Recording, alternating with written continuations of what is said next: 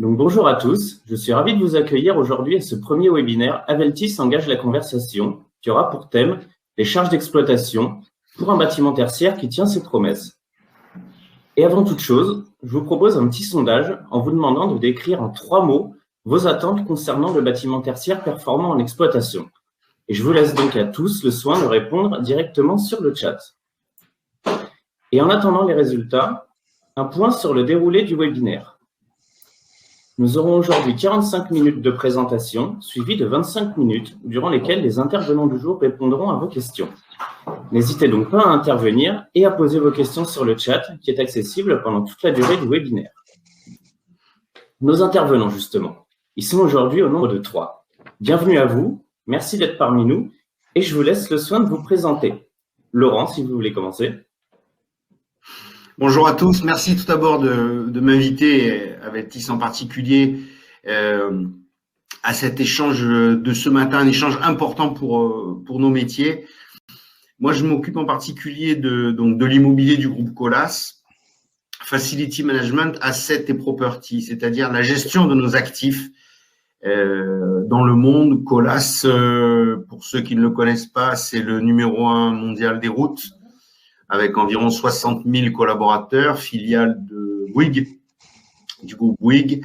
Et à ce titre, nous avons, en tant qu'opérateur, 90 ans que nous existons. Depuis 90 ans, nous sommes implantés sur une 50aine de pays et nous avons plus de 1500 sites. Vous comprendrez que la préoccupation de l'immobilier est au cœur de l'organisation de notre entreprise. 1500 sites, c'est avec une petite centaine de problèmes par an. C'est trop pour un seul homme.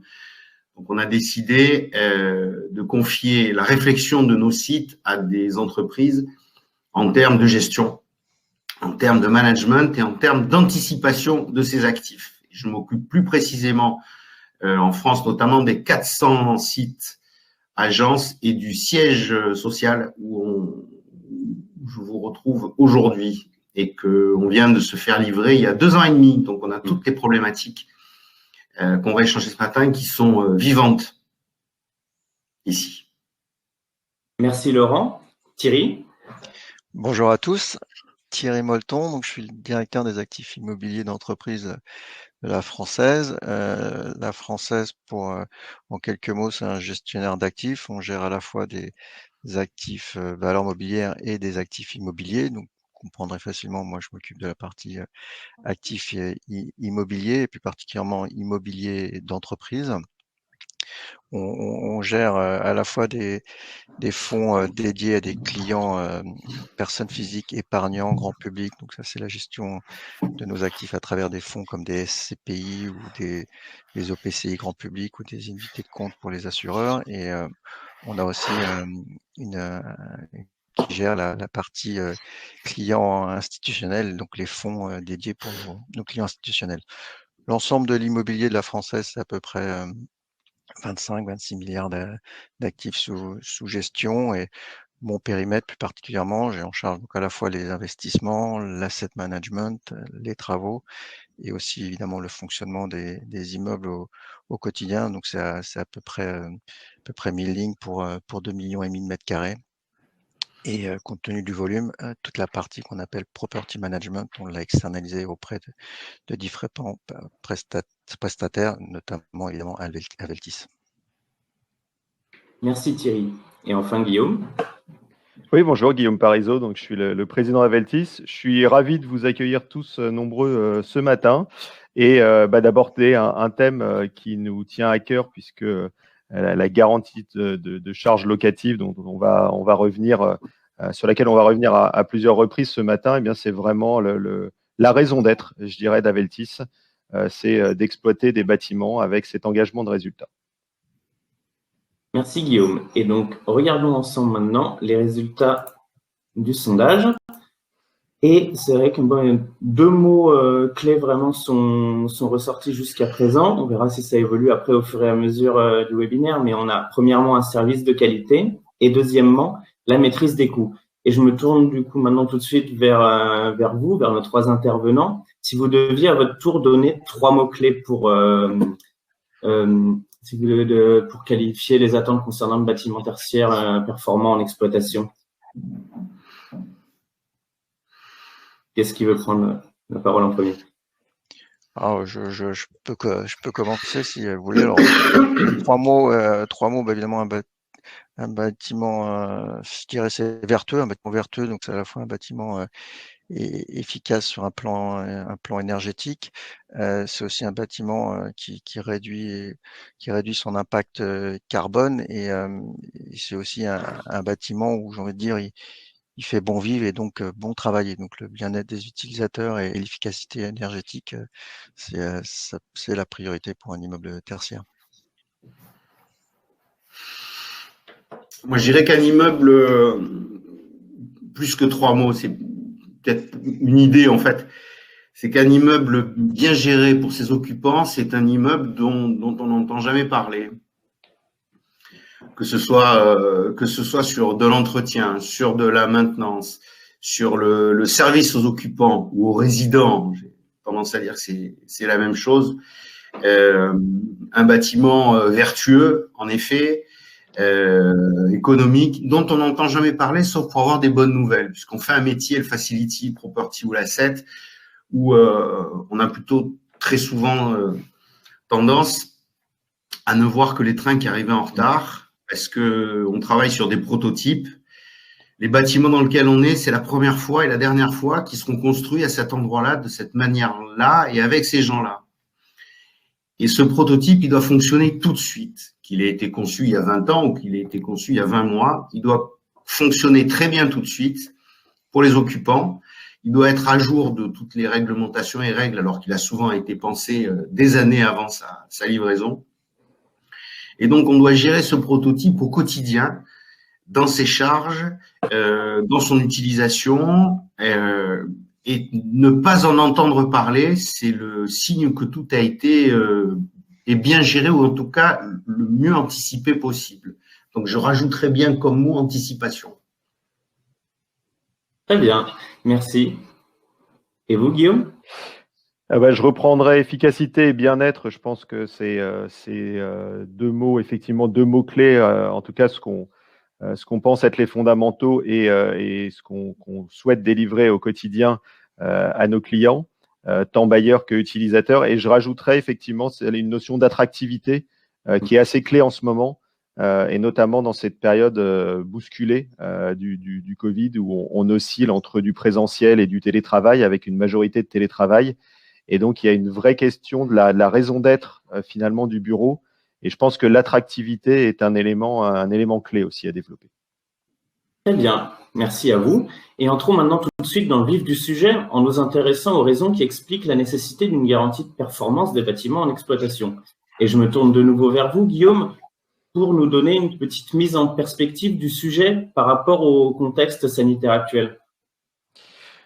Eh bien, effectivement, on est dans une période, on en discutait entre nous avant que la session n'ouvre, mais on est dans une période d'incertitude, incertitude sanitaire, incertitude économique, et donc du coup, tout ce qui peut apporter une visibilité importante aux clients, d'ailleurs, qu'ils soient côté bailleur ou côté preneur, c'est extrêmement important par les temps qui courent, et donc c'est quelque chose qui couvre un scope assez large, puisque ça peut être des engagements, comme on disait, d'attractivité, des engagements de performance énergétique, mais également des engagements de dépenses, des engagements budgétaires. Et je crois qu'aujourd'hui, c'est vraiment ça, c'est qu'on doit trouver finalement une nouvelle équation entre des services, du confort, une qualité de vie au travail, et puis effectivement une équation économique plus que jamais qui doit être maîtrisée, et c'est ça le propos du séminaire. Très bien. Et intéressons-nous maintenant à ce qui constitue le nouvel horizon de la performance du bâtiment tertiaire en exploitation, à savoir l'engagement environnemental et sociétal, le tout avec des charges maîtrisées. Les directions de l'immobilier et les services généraux des organisations, publiques et privées, témoignent, il est vrai aujourd'hui, d'une double priorité, à savoir renforcer la durabilité environnementale et sociétale de leurs bâtiments tertiaires, tout en optimisant les coûts immobiliers. Et aujourd'hui, maîtriser les charges locatives, qui représentent une part conséquente du coût total de l'environnement de travail, est le premier grand enjeu des occupants de bâtiments tertiaires. Selon l'ARCEG, les charges d'exploitation du bâtiment, donc les fluides, la sécurité, la maintenance ainsi que la propreté, représentaient en 2017 13% du coût total d'un environnement de travail. Et les services moyens comme le courrier, la restauration, l'accueil, la téléphonie représentaient quant à eux environ 11%. Dès lors, optimiser les charges est donc un facteur clé pour maîtriser ces coûts immobiliers. Mais le second grand enjeu pour les directions immobilières, c'est d'accélérer la transition de leurs bureaux vers des modèles plus durables. Plus durables à la fois environnementalement, mais aussi socialement. Car malgré l'essor du télétravail, qui a été bien accéléré par la crise sanitaire, les bureaux ne deviendront pas pour autant superflus. Et plus que jamais, leur rôle est amené à évoluer. Ceux-ci doivent se muer en lieux plus attractifs, mais surtout porteurs de sens pour les salariés. Et indépendamment de la crise sanitaire, les mutations de fond sont à l'œuvre. Dans le cadre de leur démarche RSE et de leur stratégie de marque employeur, les utilisateurs de bâtiments de bureaux se montrent de plus en plus en quête de bâtiments performants. Mais par performant, on entend sobre écologiquement, mais également sain et confortable, et surtout serviciel. Tout d'abord, si on s'intéresse aux bâtiments sobres écologiquement, à titre d'exemple, l'exploitation des bâtiments tertiaires et résidentiels a représenté en 2019 46% de la consommation d'énergie finale française. Autre ordre d'idée, un occupant de bâtiment tertiaire en 2018 a produit environ 130 kg de déchets. Donc, accélérer la transition vers des bâtiments de bureaux plus sobres pour l'environnement constitue un levier central d'action pour toute entreprise s'engageant dans une démarche RSE. Ensuite, des bâtiments sains et confortables. Ici, il s'agit d'assurer la qualité de l'air, le confort acoustique, visuel et thermique, et en particulier le confort d'été dans une logique de résilience climatique. Mais enfin, des bâtiments serviciels. En effet, avec des services tournés vers la sécurité et le bien-être des occupants, que ce soit des services de restauration premium, des services de santé, de sport, services culturels, des conciergeries. C'est des services qui doivent avant tout être tournés vers la convivialité en favorisant la fonction du bâtiment tertiaire en tant que vecteur de lien social. Et cette évolution n'a été que renforcée par la crise sanitaire. En effet, en 2021, selon un sondage réalisé par JLL, je cite, 61% des salariés de bureaux français ont désigné comme première priorité de se reconnecter à leurs collègues et de vivre avec eux des moments mémorables au bureau.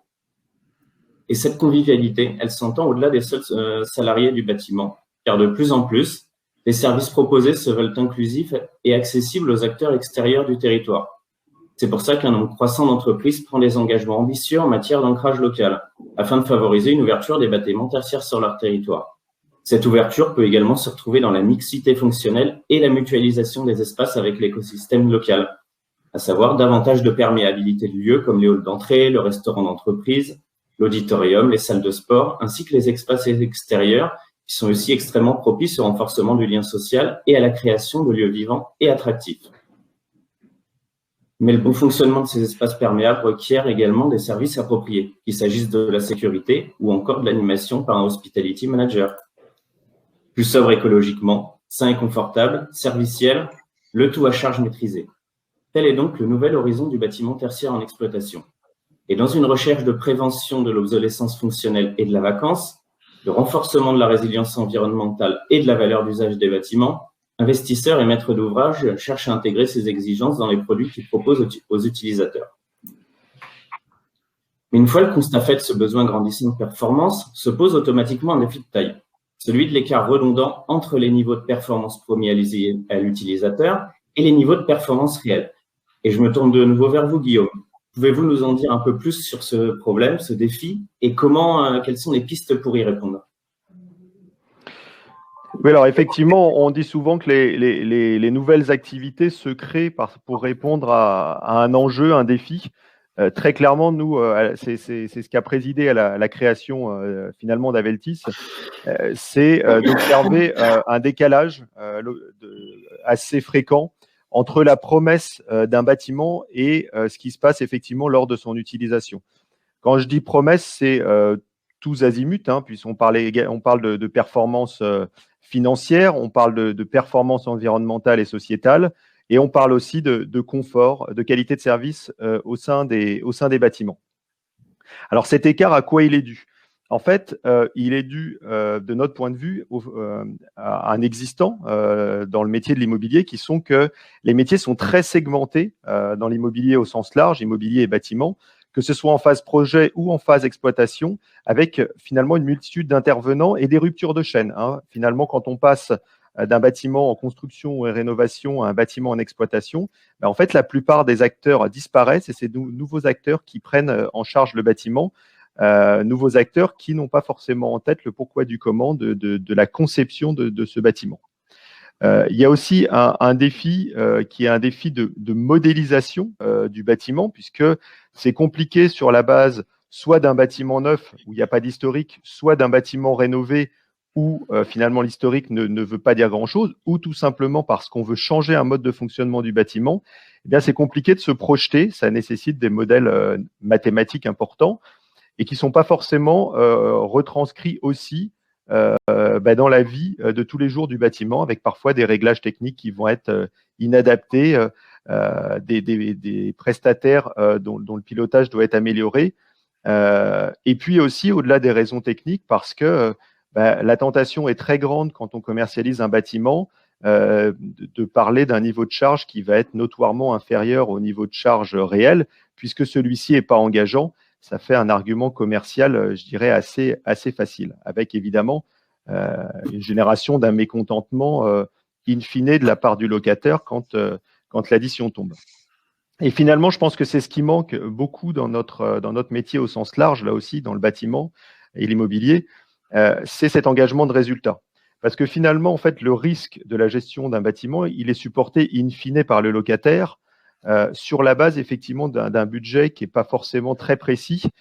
Et donc, je crois qu'aujourd'hui, il y a vraiment une demande que les professionnels s'engagent sur le fonctionnement du bâtiment et pas seulement dans un engagement de moyens, mais dans un engagement de résultats, c'est-à-dire qu'ils prennent à risque les performances du bâtiment. Si on zoome un petit peu sur le volet énergétique, c'est ce qui commence à poindre dans les réglementations, puisque on voit aujourd'hui, notamment avec le décret tertiaire et son objectif de réduction de 40% des consommations énergétiques dans les bâtiments tertiaires d'ici 2030, que c'est plus, on parle plus de moyens, on parle bien résultat. Il va falloir prouver l'atteinte de ces 40%. C'est aussi l'esprit finalement de la future réglementation qui prend en compte beaucoup plus d'usages et qui nécessite une prévision beaucoup plus fine des consommations au moment de la conception.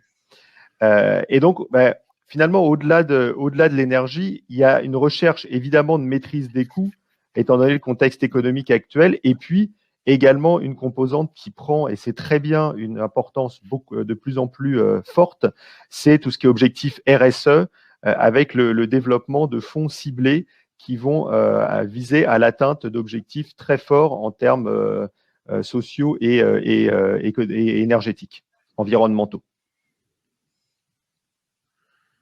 Très bien. Et du coup, pour enchaîner avec la suite, est-ce que vous pouvez du coup nous en dire un petit peu plus sur la garantie de charge et en quoi elle peut constituer une réponse à ces écarts? Ah oui, effectivement, je vous ai parlé de problèmes, je vais vous parler maintenant de solutions. En fait, celle que nous, on a imaginé, en fait, depuis 2012, c'est vraiment, comme je disais, la raison d'être d'Aveltis que de prendre cet engagement de résultat sur le fonctionnement du bâtiment. Donc, on a commencé sur un périmètre finalement assez technique, puisqu'on parlait de maintenance et d'énergie, de fluide. Et en fait, le retour de nos clients, ça a été de nous inciter à élargir cette base pour aller jusqu'à effectivement une garantie de charge complète qui englobe l'ensemble des composantes du fonctionnement du bâtiment. Et donc, c'est vraiment notre posture actuelle de nous engager le plus tôt possible quand il y a une transformation d'un actif ou qui est une rénovation ou une construction, mais même une volonté de changer et peut-être de dépoussiérer une organisation de fonctionnement d'un site, eh bien de nous engager le plus tôt possible sur le fonctionnement futur du bâtiment et de prendre à risque cet engagement, puisque le mode de fonctionnement de cette garantie de charge est simple. À partir du moment où on a défini le cahier des charges avec notre client, eh bien, on va prendre à risque le fonctionnement du bâtiment. Si d'aventure, les charges réelles sont supérieures à l'engagement, eh bien, c'est Aveltis qui paye la différence.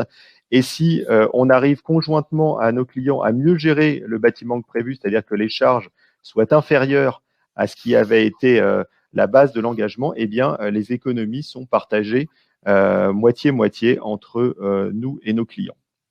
Et donc ça a une première vertu, effectivement, de maîtrise, à la fois de la qualité de service et du montant économique.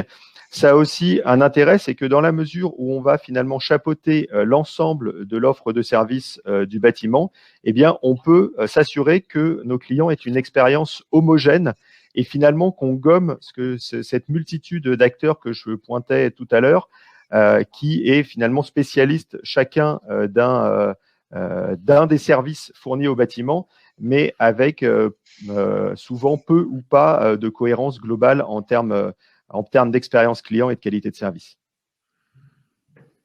Très bien. Merci Guillaume. Et donc, afin d'illustrer la réponse justement à cette problématique, le mécanisme que Guillaume vient de nous décrire, je vous propose de regarder tout de suite 2 exemples de bâtiments sur lesquels le mécanisme a été utilisé. Et pour cela, Thierry, je vais tout de suite me tourner vers vous. Est-ce que vous pouvez nous situer le contexte du projet, nous en dire un petit peu plus sur le bâtiment et sur vos besoins? Je viens d'expliquer, on l'a testé et on le teste, c'est toujours d'actualité. Donc sur un bâtiment, comme vous le voyez, qui s'appelle Crisco, qui est situé au Pont de Sèvres. C'est un immeuble qu'on a lourdement restructuré et qui a été livré en 2017. Il fait environ 17 000 mètres carrés.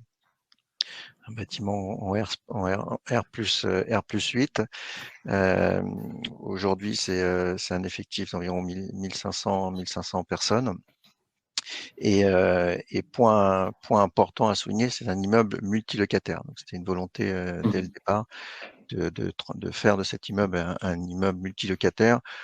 Pour les habitués de l'immobilier, pour faire simple, c'est l'ancien immeuble des Pages jaunes en bas des Nationales 118. Mais aujourd'hui, c'est un immeuble qui a été restructuré, qui est totalement multilocataire. Et donc, encore une fois, j'insiste parce que la garantie de charge, on en parlait un peu dans le passé, mais on l'a trouvé surtout dans les immeubles monolocataires où il y avait un seul utilisateur. Donc, les parties prenantes étaient assez simples, un propriétaire, un bailleur donc et un utilisateur. Là, nous, ce qu'on a mis en place avec Aveltis, c'est cette garantie de charge, on l'a déployée avec 12 locataires différents.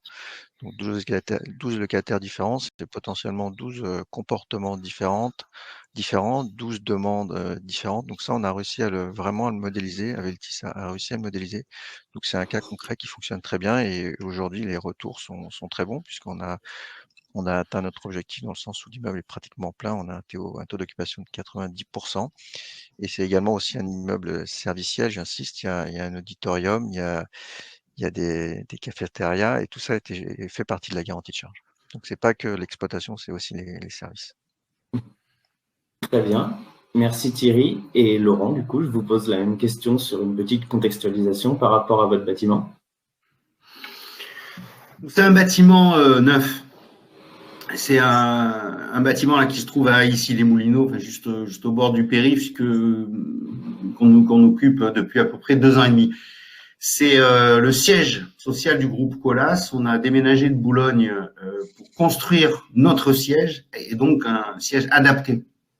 Puisqu'avant, on était utilisateur de bâtiments qui existaient déjà. Donc là, on a souhaité faire un bâtiment qui était adapté à Colas, à son besoin, à ses, comment on pourrait dire, à ses mixités de services, etc., etc. Et un terrain un peu contraint aussi, puisqu'il est relativement étroit, relativement situé, je vous disais, au bord du périph'. Et donc, on a fait ce bâtiment en se disant, à la différence d'autres bâtiments, puisque je vous disais, on a un peu plus de 1200 ouvrages dans le monde dont on est propriétaire, bâtiment. Celui-ci, on est locataire. Et donc, on a travaillé avec des investisseurs et depuis le début, l'idée, c'était que ce bâtiment, il soit vertueux. Vertueux dans sa composition, dans son utilisation, pour les collaborateurs, parce que nous, on pense d'abord aux collaborateurs, si on est locataire, et ensuite vertueux, effectivement, tout ce qui est énergie. Faire un nouveau bâtiment, évidemment, et de cette taille, pour nous, c'était pas quelque chose d'insignifiant. Donc, il fallait qu'on puisse garantir, évidemment, ce que ça coûtait au départ en tant qu'investissement, amorti sur X années pour l'investisseur, mais nous, on a garanti le bail, et que ce bâtiment, il soit pensé aussi à ce qu'on puisse garantir les charges. Et la totalité des charges, puisque on a à peu près en moyenne, alors hors Covid, 400 à 450 collaborateurs, un grand nombre qui viennent de l'étranger, de l'ensemble de nos filiales, plus ceux qui sont présents sur le site. Et là, on devait avoir une vision globale sur ce bâtiment pour maîtriser l'ensemble des coûts, dont, évidemment, celui des charges. C'est la démarche qu'on a eue avec Aveltis. Et la démarche qu'a Aveltis de manière générale, c'est de nous avoir proposé, en tout cas, et nous, ça fonctionne très bien depuis 2 ans et demi, parce qu'on commence à avoir du recul, c'est de nous proposer du all-inclusive. Voilà, un petit peu, c'est comme il y a quelques années, quand on achetait une voiture, je parle pour les plus anciens, on rentrait dans une concession, on achetait une voiture, on nous disait qu'elle consommait à peu près 10 litres au 100, ce que disait Guillaume tout à l'heure, sur ceux qui font les estimations au départ ne sont pas forcément ceux qui vont utiliser ensuite les bâtiments. C'était la même chose pour les véhicules. Et puis, l'entretien, on se débrouillait une fois qu'on était sorti de la garantie, l'assurance, le financement. Ça a beaucoup évolué parce que l'idée de service dans la société s'est beaucoup développée et nous, on est très heureux qu'il y ait aujourd'hui des entreprises qui s'occupent du service aux entreprises, c'est-à-dire aux occupants, aux utilisateurs, aux investisseurs, pour arriver à garantir autre chose que simplement la mise à disposition d'un objet.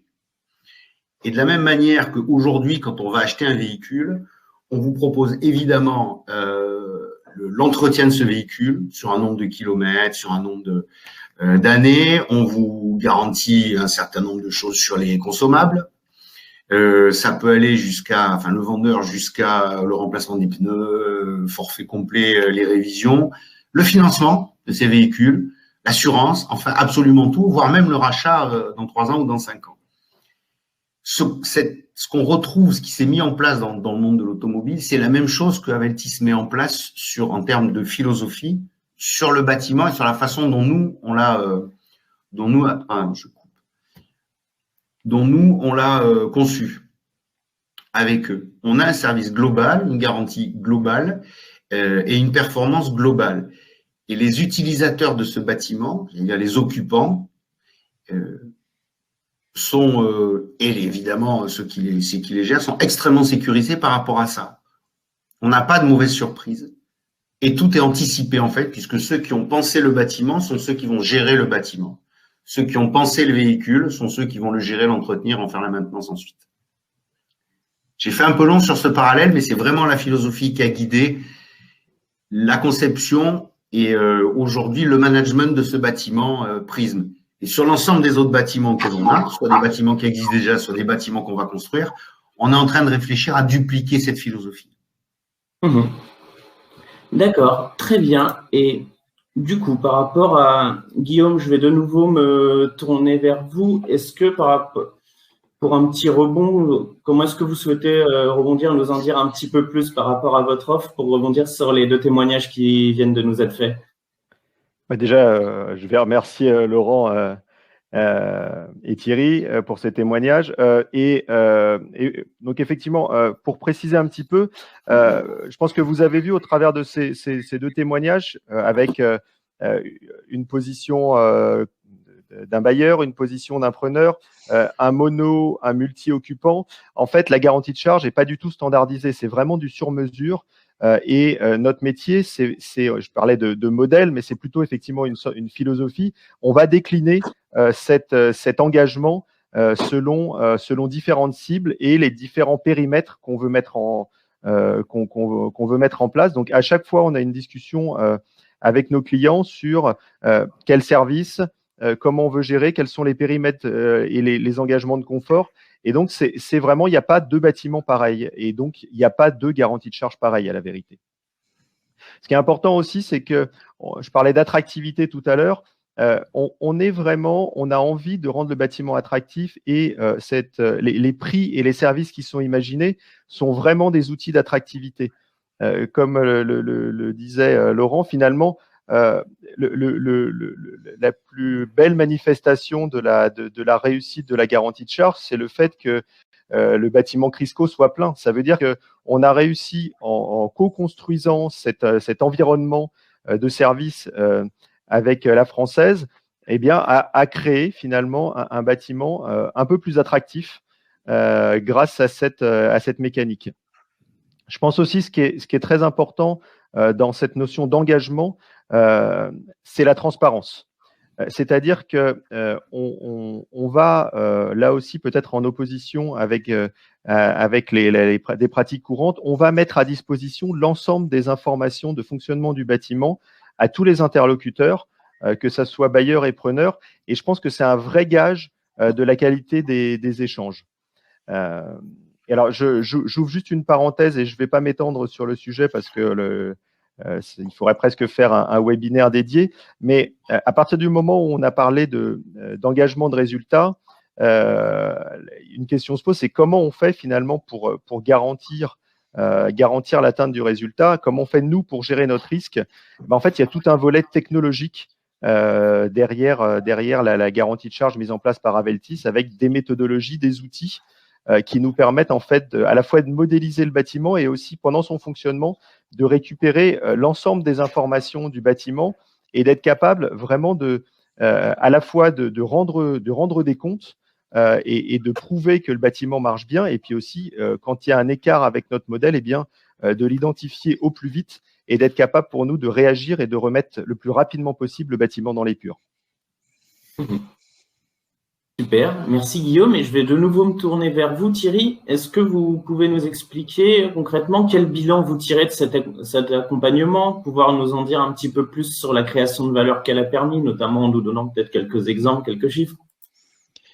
Oui, bien sûr.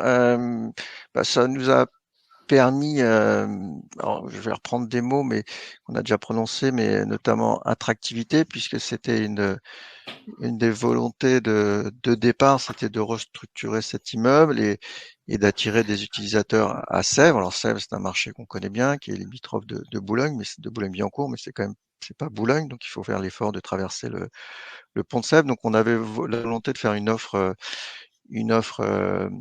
locative assez bien packagée, c'est-à-dire avec une volonté d'avoir un loyer très compétitif, et on a voulu pousser le raisonnement un peu plus loin et ne pas se concentrer uniquement sur le loyer, mais également sur les charges. Et c'est la raison pour laquelle on a sollicité Aveltis, puisque pour nos locataires, l'offre, c'était une offre, et ça a été dit aussi précédemment, une offre all-inclusive, c'est-à-dire qu'il y avait un loyer très compétitif et un montant de charge garanti. Pas de mauvaise surprise à la fin de l'année. Donc c'était vraiment une volonté de rendre attractif cet immeuble, au-delà évidemment de la partie service, comme j'ai déjà dit, et de la restructuration, mais c'est aussi sur le plan financier, j'ai envie de dire. Le deuxième aussi volonté, c'était ce que j'appelle monitorer l'immeuble, c'était de suivre au plus près le fonctionnement de l'immeuble.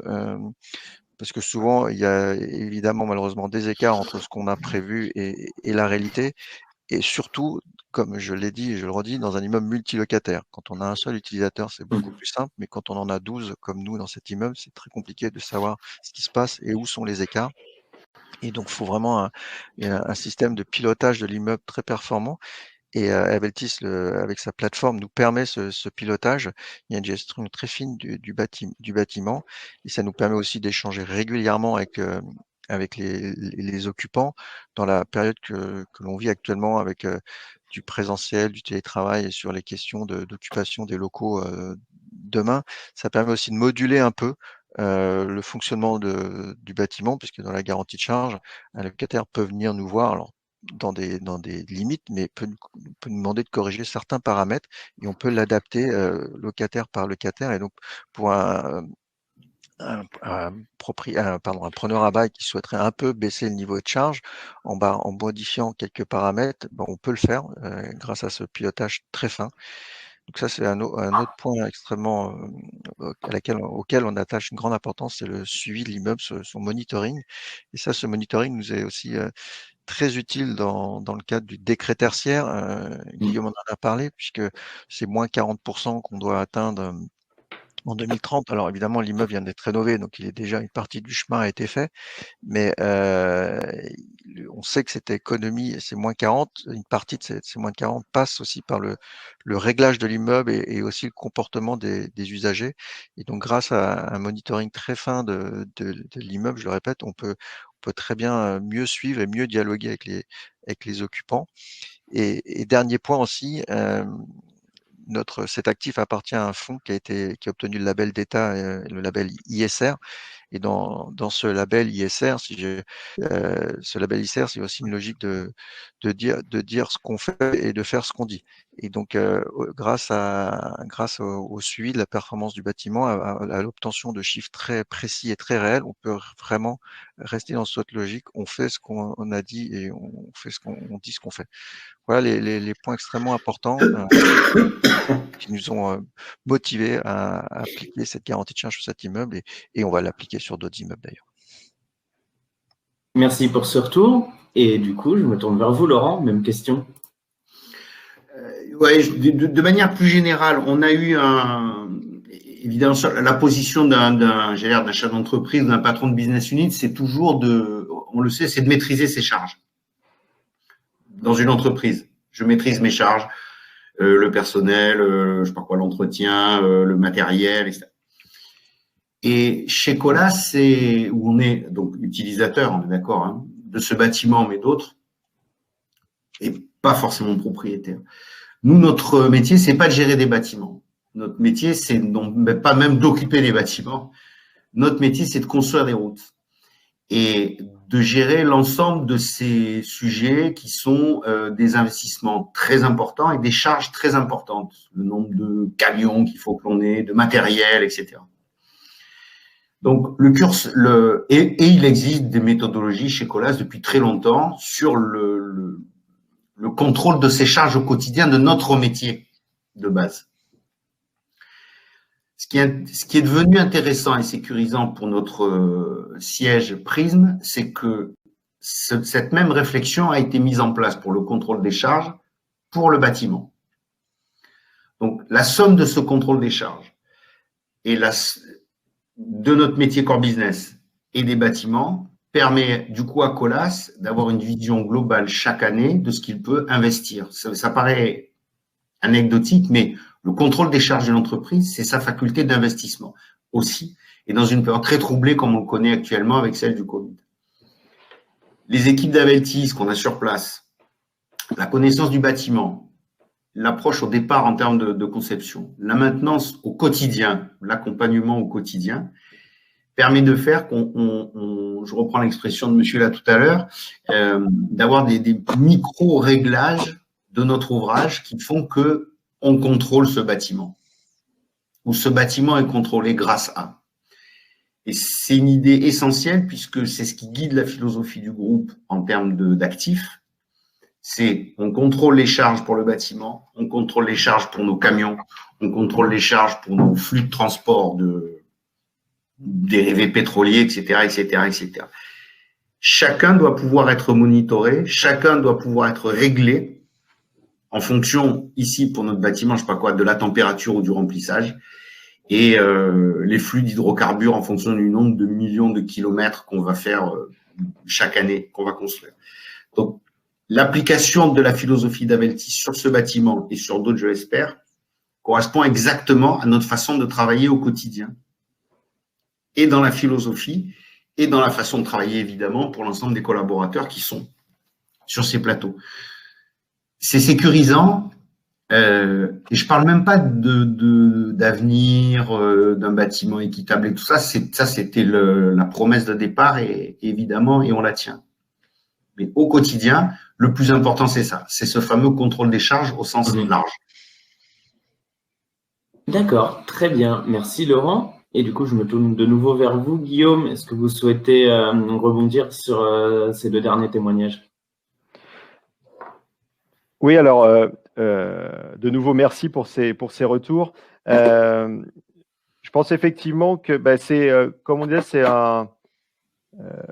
c'est un vrai modèle finalement en rupture avec ce qui se passe traditionnellement sur le bâtiment, et pour autant qui est très proche, et vous l'avez vu, des préoccupations finales à la fois des bailleurs et des preneurs en fait, puisque comme disait Laurent, les bailleurs, les preneurs souhaitent maîtriser leurs charges, et les bailleurs en fait ils veulent aussi qu'il n'y ait pas d'incompréhension, de doute, de sentiment d'opacité vis-à-vis des locataires, puisque en fait, alors évidemment il y a des intérêts économiques de part et d'autre, mais à la vérité, ce que souhaite l'un comme l'autre, c'est que le locataire soit bien dans le bâtiment et qu'il y reste le plus longtemps possible. Et je pense que le fait d'avoir cette garantie de charge, ça apporte à la fois une sécurité, une lisibilité et une sérénité aux différentes parties. Et finalement, c'est le gage finalement que cette association, au travers du bail, dure un maximum de temps possible. Et à la vérité, c'est ce que veulent les deux parties. Donc, finalement, quand on regarde effectivement, c'est un mode de fonctionnement un peu particulier quand même dans l'immobilier, avec cette notion de loyer et de charge qui date depuis très longtemps, mais qui n'est pas forcément la manière dont un directeur immobilier va regarder l'utilisation de son espace.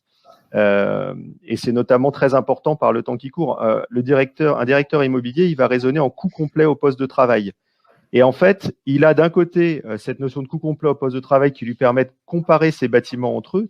Et de l'autre côté, quand il va signer un bail, il va le signer avec un loyer qui est fixe, modulo évidemment une indexation, et puis des charges qui, classiquement, peuvent fluctuer. En fait, c'est très éloigné de sa demande. Lui, ce qu'il veut, c'est un coût complet au poste de travail. Et je pense que du coup, la garantie de charge est vraiment un des deux piliers de cette équation, l'autre étant l'optimisation des espaces de travail, qui est aussi, en termes de surface, qui est aussi un point extrêmement important, et notamment qui est très chahuté en ce moment, puisque avec cet épisode de Covid et le télétravail qui prend de l'ampleur, il y a une vraie question de qu'est-ce que c'est qu'un mètre carré utile. Et nous, on pense qu'un mètre carré utile, c'est un mètre carré effectivement qui donne de la visibilité, qui a un prix garanti, et surtout qui est beaucoup plus qualitatif et beaucoup plus serviciel finalement. Et qu'on doit, peut-être qu'il y aura moins de mètres carrés au final, mais on pense que c'est des mètres carrés qui vont être beaucoup plus qualitatifs et évidemment à un prix maîtrisé. Merci Guillaume. Et donc, du coup, pour rebondir et dans le prolongement de ces échanges et justement ouvrir le sujet, et là je vais me tourner de nouveau vers vous Thierry, est-ce que vous pensez que la garantie de charge peut être justement la brique d'un nouveau modèle d'exploitation du bâtiment tertiaire ? Oui, effectivement, ça peut être, pour reprendre votre question, ça peut être la brique d'un nouveau modèle, puisque sur Crisco notamment, on a dans notre volonté d'en faire un immeuble, encore une fois, multilocataire, serviciel, on a aussi consacré une partie du bâtiment, alors un étage pour être précis, à la location de cet espace au poste de travail. Et donc là, je rebondis et je complète ce que vient de dire Guillaume. Sans cette logique de garantie de charge, on n'aurait jamais pu proposer une location au poste de travail. Aujourd'hui, sur ce bâtiment, un utilisateur qui le visite aujourd'hui, par exemple, peut venir s'installer lundi, puisqu'on a créé une offre qu'on appelle Plug and Work, c'est-à-dire qu'on a déjà aménagé les espaces, donc il y a tout ce qu'il faut pour travailler, il y a des écrans, il y a la Wi-Fi, il y a du réseau. Et c'est un prix, cette expression a déjà été dit précédemment, all inclusive. C'est-à-dire que le locataire qui s'installe, il aura une seule facture par mois, et dans cette facture, il y aura les mètres carrés, les aménagements et bien sûr les charges. Mais sans la garantie de charge, on n'aurait pas pu le faire, parce que nous, bailleurs, propriétaires, on sait pas, on n'aurait pas pu, soit on prenait un risque sur le montant des charges, ça aurait été une provision qui serait devenue définitive, mais c'est pas notre métier. Et donc, grâce à la garantie de charge, on peut faire un prix complet. Et pour les utilisateurs, c'est extrêmement précieux parce que ça a été dit aussi, mais les chefs d'entreprise ne veulent pas de mauvaises surprises en fin d'année. Donc, ils savent exactement ce à quoi ils s'engagent. Donc, oui, clairement, cette garantie de charge, au-delà de ce que je viens de dire, j'ai dit précédemment, qui encore une fois est très importante sur le fait de piloter l'immeuble, ça nous a permis d'aller vers un nouveau modèle puisqu'on peut offrir une nouvelle façon ça nous a permis de sortir un peu de notre bail commercial. 369, ça reste un bail commercial. Mais c'est plus juste des mètres carrés que l'on loue. On loue des mètres carrés, mais des services et tout ça dans un prix global. Très bien. Merci Thierry. Et Laurent, est-ce que vous souscrivez justement à ces affirmations? Bien sûr. Bien sûr. On a rencontré cette idée de garantie de charge. Je disais tout à l'heure que c'est un nouveau modèle et c'est très malin parce que nous, ça nous va parfaitement bien pour nous en tant qu'utilisateurs. Ça permet de réfléchir autrement à la façon de concevoir, gérer, proposer des actifs. Donc, la garantie de charge est l'ensemble, je pense, de tous les services que l'on peut faire graviter autour, qui existent déjà et qui vont exister dans les offres d'Aveltis. La garantie de charge, ça peut être, aujourd'hui, moi, ça me parle parce il m'est arrivé de rencontrer un bâtiment qui avait été pensé en termes de coût de construction, qui avait été pensé pour de la représentation, qui avait été pensé pour un certain nombre de choses, mais qui n'avait pas été pensé pour le futur en termes d'investissement, d'amortissement et de charge. Et on se retrouve avec un bâtiment, parce qu'on ne s'est pas posé cette question au départ, ni même au milieu d'ailleurs, on se retrouve avec un bâtiment qui n'est aujourd'hui, qu'on possède, qu'on ne peut plus payer. C'est absurde de dire ça. On ne peut plus le payer tellement il est cher en frais de fonctionnement. Et les travaux qu'on devrait faire si on devait travailler avec Aveltis en conseil pour le réinventer, les premières hypothèses qu'il y a eu, c'est de casser ce bâtiment. Donc, vous voyez que l'anticipation, l'idée de la garantie de charge, c'est aussi la garantie de pérennité d'un ouvrage. Donc, nous, on est très sensible à ça. Je pense que tous les utilisateurs vont l'être de plus en plus. Tous les investisseurs, évidemment. Tous les funders qui placent leur argent sur des fonds dédiés ou pas en immobilier vont y être de plus en plus sensibles. Ça va être de plus en plus, je pense, normé, normatisé et charté. Et c'est une bonne chose parce que ça va aussi, d'une certaine manière, assainir quelques actifs et quelques mauvaises habitudes qu'on pouvait avoir. Très bien. Merci beaucoup. Et donc, merci à tous les trois pour tous ces précieux retours. Et donc, maintenant, je vous propose de laisser la place aux questions des participants. Donc, je vous le rappelle à tous les participants, le chat est ouvert. Vous pouvez poser vos questions dessus. Je vais les relayer à nos intervenants. Alors, que je regarde. Et donc, peut-être une première question pour vous, Guillaume, qui est, on parle de plus en plus d'hospitality. En quoi cette notion est-elle différenciante par rapport aux bâtiments intégrant plusieurs services, notamment ceux qui existent déjà depuis plusieurs années? Alors, en fait, effectivement, le fonctionnement d'un bâtiment tertiaire, donc il y a plein de services qui sont, j'ai envie de dire, plus ou moins nouveaux, alors qui ne sont pas nouveaux dans l'absolu, mais qu'on ne voyait pas forcément dans des bâtiments tertiaires. Je pense à tout ce qui est notion, notamment de conciergerie d'entreprise, également d'animation et animation sur site. C'est des choses qui se font de plus en plus parce qu'on se rend compte aussi qu'on doit dynamiser un site, des restaurations aussi. La restauration évolue beaucoup en ce moment. On a vraiment des moyens de faire autrement que le traditionnel restaurant d'entreprise. Donc en fait, on a énormément de briques qui peuvent venir s'ajouter à l'environnement de service du bâtiment. Mais la notion d'hospitality, en fait, elle vient se placer au-dessus de tout ça pour avoir un service qui est cohérent. Et en fait, on s'est inspiré très largement de ce qui se passe dans l'hôtellerie. D'ailleurs, donc chez Aveltis, on a un collaborateur qui vient vraiment, qui est porteur de cette offre, qui vient du milieu de l'hôtellerie, qui a fait toute sa carrière dans l'hôtel. Et en fait, la grosse différence dans l'hôtel, c'est que vous avez ce qu'ils appellent un book, c'est-à-dire des niveaux de service, des exigences de service qui sont transmis à tous. Et en fait, vous pouvez, évidemment, quand vous allez à l'hôtel, demander plein de choses différentes. Vous vous adressez à une seule personne.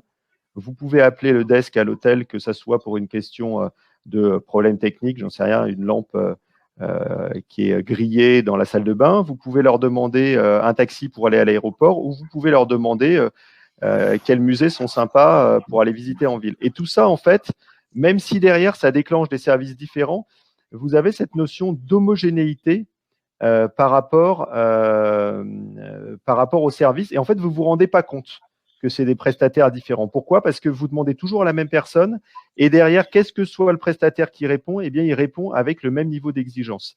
Eh bien, en fait, c'est ça qu'on est en train d'importer au sein du bureau, et pour vraiment donner aux utilisateurs alors c'est un peu un mot qui est galvaudé, hein, c'est une expérience client, mais c'est vraiment ça, c'est de dire qu'on va avoir une expérience client homogène. C'est-à-dire que vous allez avoir une lisibilité, une facilité de l'offre de service.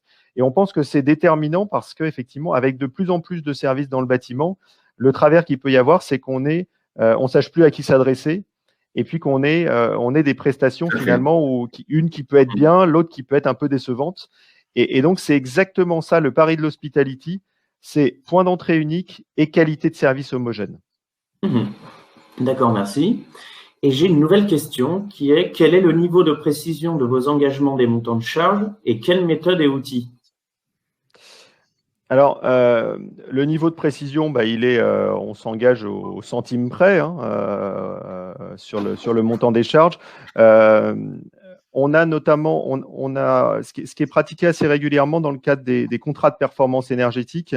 Pour ceux qui connaissent parmi vous, on a une sorte de bande neutre, c'est-à-dire qu'on considère que si l'énergie varie de moins de X% à la hausse ou à la baisse, eh bien on neutralise. En fait, nous, on n'est pas du tout partisans de ça. On préfère qu'il y ait des régularisations, fussent-elles d'un montant somme toute dérisoire, mais parce que ça force à la transparence. Et encore une fois, c'est vraiment au cœur de notre ADN. Moi, si j'ai à un moment donné 3 centimes à reverser à mon client, il faut le faire, parce que ça incite toutes les parties à se mettre autour de la table, à regarder les chiffres, à les comprendre et à se rendre compte exactement à la fois de la qualité de pilotage et puis du niveau de précision qu'on attend. Donc la précision, elle est volontairement maximale par rapport à l'engagement. Et donc en ce qui concerne les méthodes et outils, alors ça dépend des périmètres, mais par exemple sur l'énergie, il y a une méthodologie connue et largement répandue qui est l'IPMVP, dont on s'inspire évidemment très largement.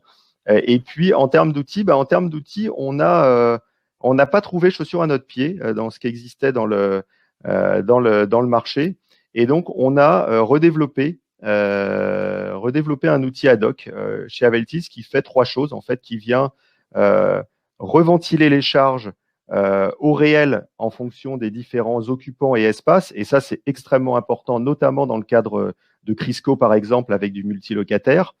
C'est un outil qui nous permet de nous comparer en permanence au modèle qu'on avait imaginé. Donc, pour nous, c'est extrêmement important pour pouvoir détecter des écarts. Mais pour un client, c'est aussi intéressant parce que ça lui permet tout de suite de savoir si son bâtiment est conforme aux objectifs. Et donc, finalement, ça rend lisible des données qui parfois sont très techniques et peuvent être, ça peut paraître un peu abscon à la base. Mais si on dit qu'on consomme 3 kWh par mètre carré et par an d'éclairage, finalement, ça va peut-être parler à certains d'entre vous, mais pas beaucoup. Si par contre, on dit que l'engagement, c'était 2, et bien là, pour le coup, tout le monde dans la salle est capable de dire dans ce cas-là, on est au-dessus, qu'est-ce qui se passe? Il y a un problème. Et donc, ce fait de se comparer à un objectif, ça permet de réagir très rapidement et de savoir, y compris quand on est un peu néophyte du service qu'on est en train de regarder, s'il est rendu comme il faut ou pas. Et puis le dernier point, évidemment, qui est très important, c'est l'aspect tableau de bord avec des reportings qui permettent là aussi de donner des clés de lecture à nos clients, qui soient côté bailleur ou côté preneur. D'accord. Merci. Alors, j'ai de nouveau des questions. La première, quelle différenciation principale avec le modèle du FM? Alors, je ne sais pas si Laurent ou Thierry, n'hésitez pas aussi si vous avez des... Quelle différence principale avec le modèle du FM? Oui. Le FM, c'est la gestion d'un bâtiment, enfin les métiers et la gestion d'un bâtiment, mais c'est très global. Facility Management, c'est le mot anglais de services généraux, qui est le mot pour englober ce qu'on dit en hôtellerie, tout ce qui est conciergerie. Donc, il n'y a pas de différence avec le Facility Management. Ça s'applique au Facility Management. C'est un des métiers, des services qui s'appliquent à la gestion d'un bâtiment. Enfin, si j'ai compris la question, je ferai cette réponse. Finalement, on pourrait dire que Aveltis est un Facility Manager engagé. Ça correspondrait. Après, ce qui se passe en France, c'est que très souvent, le terme FM est réduit à la maintenance multitechnique. Et donc, effectivement, il y a une sorte de déviation en France. Mais effectivement, le FM au sens que rappelait Laurent dans l'acception anglo-saxonne, le vrai fondement du terme, c'est effectivement l'ensemble des services aux bâtiments et aux occupants. Et donc, effectivement, on a aujourd'hui la volonté de couvrir tout ce scope. Ouais. Et j'ajouterais qu'à ma connaissance, il n'y a pas d'FM qui, pardon du terme, mais rend de l'argent. C'est-à-dire que, Guillaume, tu l'as très bien dit, vous êtes peut-être, ça peut s'apparenter à un FM, mais vous êtes un FM engagé. C'est-à-dire que s'il y a des économies, il y a des partages d'économies entre l'utilisateur et Aveltis. Et à ma connaissance, les FM ne se sont pas engagés sur ce modèle-là. D'accord. Merci à vous. Et une nouvelle question que je vois apparaître. Comment intégrez-vous la dimension occupation en termes de taux par rapport au coût? Alors, c'est une très, très bonne question. Elle est d'actualité, puisqu'évidemment, avec l'épisode sanitaire qu'on connaît, on a effectivement des écarts d'occupation. On essaye de le modéliser. Quand un espace n'est pas occupé, de voir quels services sont à maintenir ou quels services peuvent être soit dégradés, soit arrêtés sur les différents espaces. Et notamment, donc, ça permet, en cas quand on a de la vacance locative, finalement de mieux prendre en compte le service qui doit être rendu sur chacun des espaces. Si vous avez un espace qui est occupé, effectivement, il faut donner tout le confort. Si un espace est inoccupé, eh bien, on peut se permettre, pour le coup, effectivement, d'avoir une optique de gestion qui va être très orientée vers les coûts, puisqu'on a cette composante de confort qui n'est plus à gérer. Dans un espace occupé, il n'y a pas de débat, c'est-à-dire que la performance ne peut pas venir avant le confort. C'est pas possible parce que si on fait un raisonnement par l'absurde, c'est très facile de chercher la performance en oubliant le confort. Il suffit de pas chauffer, pas éclairer un bâtiment, et évidemment, il est extrêmement performant. On comprend bien, par contre, qu'on va avoir assez peu de locataires à l'intérieur. Donc, ce débat-là, le débat entre le confort et la performance, il n'a pas lieu d'être puisque c'est toujours le confort qui va être privilégié. Alors après, c'est un confort avisé, c'est-à-dire que c'est aussi dans notre métier d'essayer de faire de la pédagogie vis-à-vis des différents acteurs pour mieux comprendre quel est le confort. On sait que le confort, c'est un concept qui est un peu compliqué. Déjà, il est très subjectif, il est très personnel, mais néanmoins, il y a un certain nombre de travaux académiques qui permettent d'avoir une approche de ce confort un peu plus scientifique. On parle par exemple de température opérative qui représente mieux que la température mesurée, quel est le confort des utilisateurs.